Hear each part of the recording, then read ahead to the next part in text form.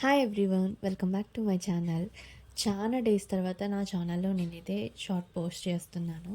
Almost 1 month అయిపోయింది.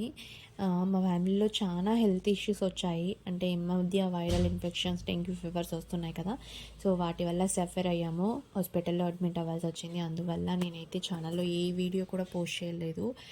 And evening 5:30 logout తర్వాత నేనైతే మా చెల్లి మెసేజ్ చేసిందనమాట. తనకు ఏదైనా తినాలని ఉంది, ఆకలి అవుతుంది అన్నాక. సో లాగౌట్ అయిపోయింది కాబట్టి నేను ఎగ్ నూడిల్స్ అయితే చేశాను. ప్రాసెస్ చాలా ఈజీ.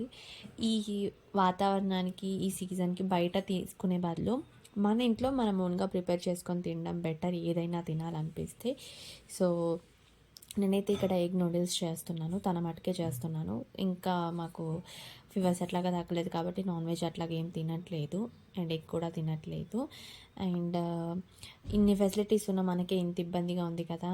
అంటే అక్కడ వరదల్లో పాపం విజయవాడ ప్రజలందరూ చాలా ఇబ్బంది పడి ఉంటారు. నిజంగా వాళ్ళందరి కోసం దేవుణ్ణి ప్రార్థించాలి. విజయవాడ మళ్ళీ త్వరగా నార్మల్ అవ్వాలని కోరుకుంటున్నాను. నూడిల్స్ అయితే చాలా ఈజీ. నేను ఎగ్ని బీట్ చేసుకొని, సో అందులోనే ఇంకొంచెం ఆయిల్ యాడ్ చేసి, ఆనియన్ కట్ చేసి పెట్టుకున్నాను, పచ్చిమిర్చి అవి యాడ్ చేసి, నూడిల్స్ యాడ్ చేసి, soya sauce, red chilli sauce, కారం, ఉప్పు వేసి కలిపేశాను. అంతే. ఇంకా